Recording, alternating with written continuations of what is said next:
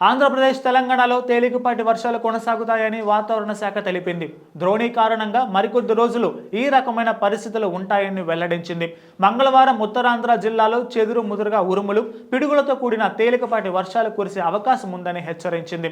ఇటు తెలంగాణలోని ఆసిఫాబాద్, మంచిర్యాల, జగిత్యాల, సిరిసిల్ల, కరీంనగర్, భూపాలపల్లి, ములుగు, భద్రాద్రి, ఖమ్మం, నల్గొండ, వరంగల్, జనగామ, సిద్దిపేట, రంగారెడ్డి, హైదరాబాద్ తదితర జిల్లాలకు వాతావరణ కేంద్రం ఎల్లో అలర్ట్ జారీ చేసింది.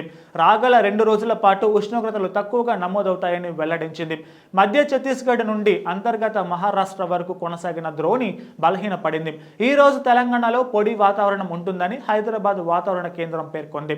ఆ తరువాత క్రమేపీ 2 నుండి 3 డిగ్రీల ఉష్ణోగ్రతలు పెరిగే అవకాశం ఉందని కూడా అంచనా వేసింది. ఈ రోజు గరిష్టంగా ఆదిలాబాద్లో 38.8 డిగ్రీలు, కనిష్టంగా హైదరాబాద్లో 33.6 డిగ్రీల ఉష్ణోగ్రతలు నమోదయ్యే అవకాశం ఉందని పేర్కొంది.